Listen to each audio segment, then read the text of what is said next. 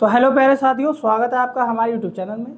जैसा कि आप जानते हैं, हमारे यूट्यूब चैनल पर 30 दिन का एक ऐसा सफ़र चल रहा था जिसमें कक्षा 10 की पूरी गणित के हर चैप्टर के जो मोस्ट इम्पोर्टेंट क्वेश्चन होते हैं, जो बोर्ड एग्जाम में आते हैं या आने की संभावना है, हम केवल उन्हीं क्वेश्चनों को हल कर रहे थे।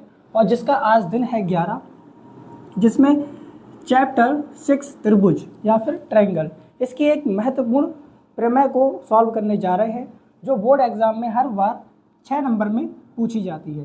तो इस प्रमेय में कहा है, यदि किसी त्रिभुज की एक भुजा के समांतर अन्य दो भुजाओं को भिन्न भिन्न बिंदुओं पर प्रतिच्छेद करने के लिए एक रेखा खींची जाए तो ये अन्य दो भुजाएं एक ही अनुपात में विभाजित हो जाती हैं।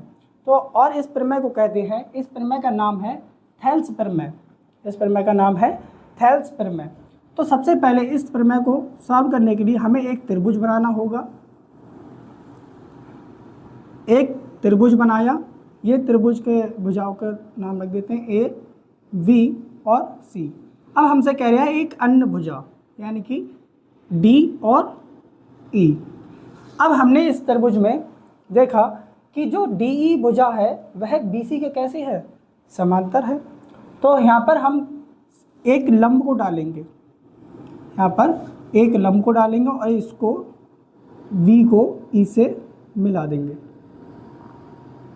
इसी प्रकार हम D को C से मिला देंगे और यहाँ पर एक लंब डालेंगे। और जब लंब डालेंगे तो यहाँ पर जो एंगल बनेगा वह बनेगा 90 डिग्री का, और इसको मान लेते हैं PNQ। अब ये हमारा जो त्रिभुज है ये पूरी तरह से कंप्लीट है। अब आइए इसको हल करते हैं। हमें इसमें दिया है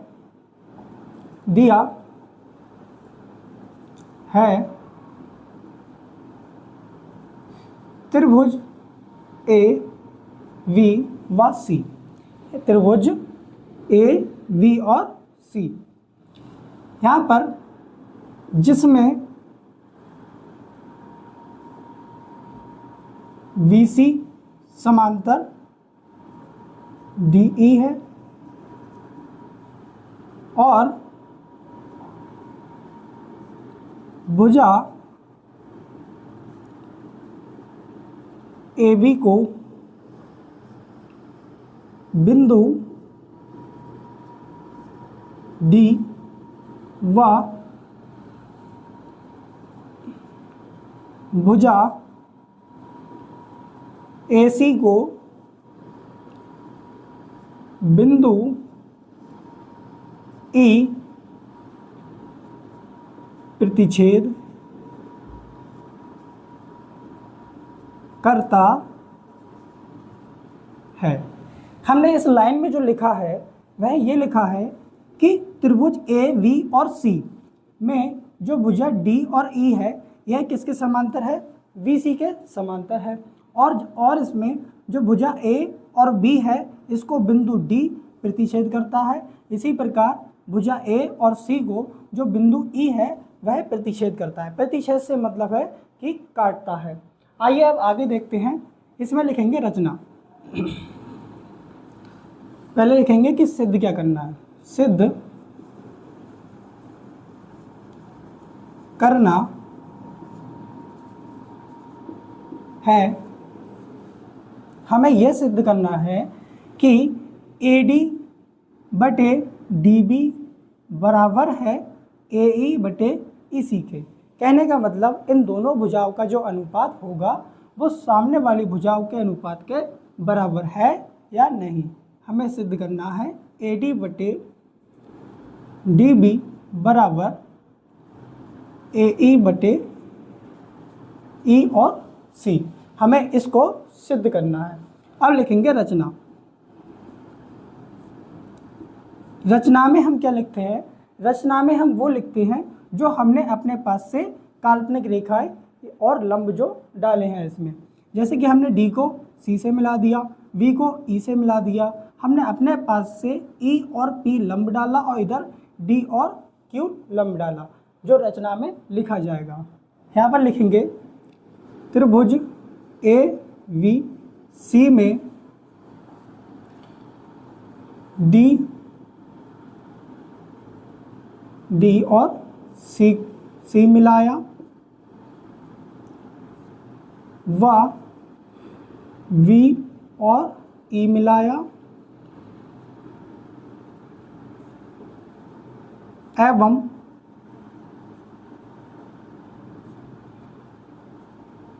पीई भुजा ए बी पर लंब व भुजा AC पर D और Q लंब डाला। हमने जो इस त्रिभुज में अपने पास से किया वह हमने रचना में लिख दिया। अब शुरू करते हैं प्रश्न को। यहाँ पे लिखेंगे उपपत्ति।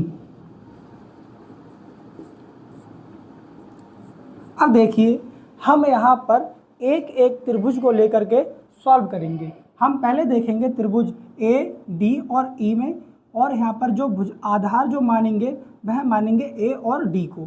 फिर उसके बाद में इस वाले त्रिभुज को लेंगे D, E और V को, और जो आधार लंब होगा वह हमारा होगा P और E। हम केवल भुजा A और B की बात करेंगे।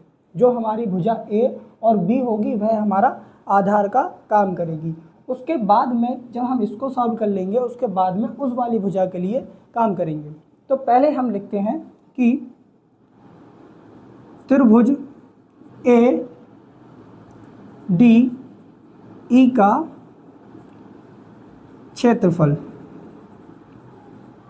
बराबर 1/2, और इसमें जो आधार की भुजा होगी हमने त्रिभुज माना है A, D और E। इसमें जो आधार होगा वह होगा A और D।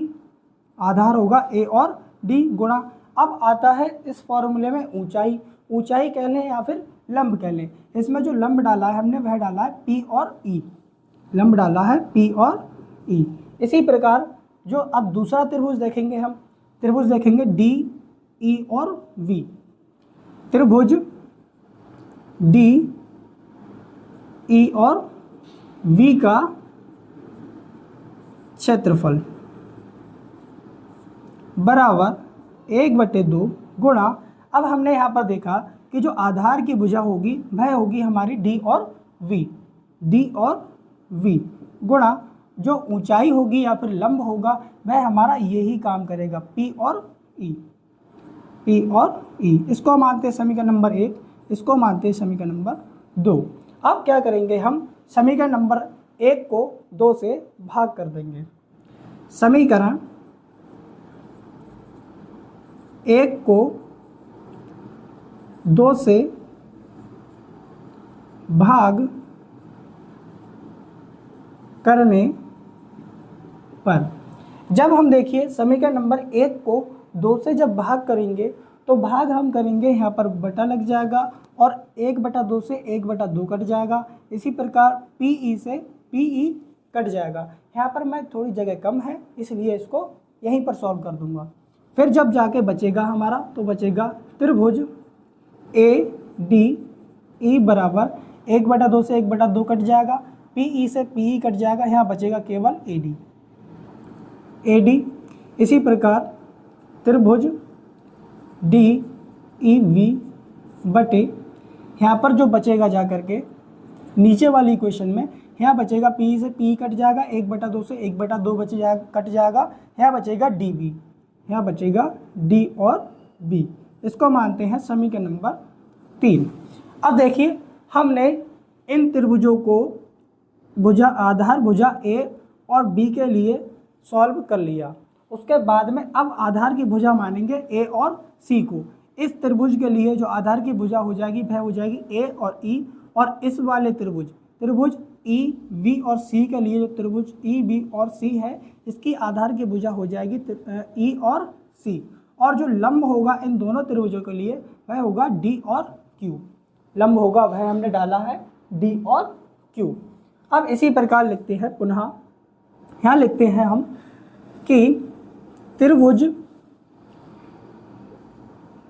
E, D और V और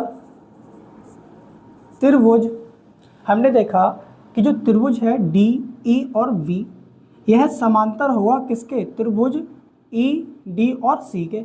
क्यों समांतर होगा, क्योंकि ये दोनों त्रिभुज कहाँ बने हैं, दो समांतर रेखाओं के मध्य, यानी डी और ई के और वी और सी के मध्य त्रिभुज बने हैं, यानी कि ये दोनों त्रिभुज कैसे होंगे, बराबर होंगे। त्रिभुज ई वी और सी दोनों समांतर रेखाओं, समांतर रेखा कौन सी है, डीई समांतर वीसी के मध्य स्थित हैं। इसलिए ये दोनों त्रिभुज कैसे हैं, दो समांतर रेखाएं डीई और वीसी के मध्य बने हैं। इसलिए क्या होगा, जो त्रिभुज होगा, त्रिभुज ई डी और वी, त्रिभुज ई, सॉरी यहाँ पे कुछ गड़बड़ हो गया है, त्रिभुज ई डी और वी, ई डी और वी बराबर होगा त्रिभुज किसके, त्रिभुज ई वी और सी के। ये दोनों कैसे हो जाएंगे, एक दूसरे के बराबर हो जाएंगे। इसको मानेंगे समीकरण नंबर 4। अब यहाँ पर क्या करेंगे, हम पुनः इन दोनों का क्षेत्रफल निकालेंगे, इसका त्रिभुज का क्षेत्रफल और इस वाले त्रिभुज का क्षेत्रफल, त्रिभुज ई वी और सी का क्षेत्रफल, क्योंकि हम डी सी और बी का क्षेत्रफल तो पहले ही निकाल चुके हैं। अब यहाँ पर लिखेंगे हम पुनः, मैं यहाँ निकाल देता हूँ, यहाँ लिखेंगे पुनः त्रिभुज ए डी ई का क्षेत्रफल बराबर 1/2। हमने पहले ये त्रिभुज, ये वाली भुजा को आधार माना था, अब मानेंगे भुजा ए और ई को आधार। आधार भुजा क्या हो जाएगी, ए और ई गुणा, और लंब हो जाएगा डी व क्यू। ये इसको मानेंगे समीकरण नंबर 5। और अब दोबारा निकालते हैं, त्रिभुज ई वी सी का क्षेत्रफल बराबर 1/2 गुणा, अब इसमें जो आधार की भुजा हो जाएगी वह हो जाएगी ई और सी, ई सी गुणा, और जो लंब होगा वह होगा डी व क्यू। समीकरण नंबर 6। अब यहाँ लिखेंगे समीकरण 5 को 6 से भाग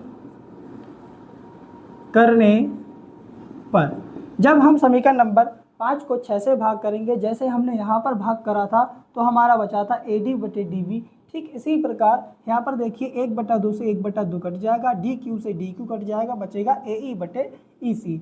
इसलिए यहाँ पर क्या बचेगा, त्रिभुज ADE बटे त्रिभुज EV और C बराबर यहाँ बचेगा AE/E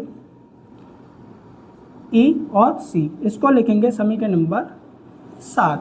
अब हमने ये पहले ही डिसाइड कर लिया है, ये पहले ही माना है कि जो त्रिभुज EDV बराबर है त्रिभुज EV और C के। जब ये बराबर हैं तो यहाँ पर देखिए जो त्रिभुज DE और V है वह त्रिभुज DE और V यहाँ पर होगा DB और E, DE और V, ये दोनों कैसे हो जाएंगे, बराबर हो जाएंगे। तो इसकी जगह पे हम इसको लिख सकते हैं और उसके बाद में ये समीकरण पूरी बन जाएगी ये वाली, और इसकी जगह पे हम लिख सकते हैं AD/DB। यहाँ पर लिखेंगे समीकरण 3 से, यहाँ पे लिखेंगे समीकरण नंबर 3 से, यहाँ लिखेंगे चूंकि त्रिभुज DEV ई वी बराबर त्रिभुज ई वी और सी। इसलिए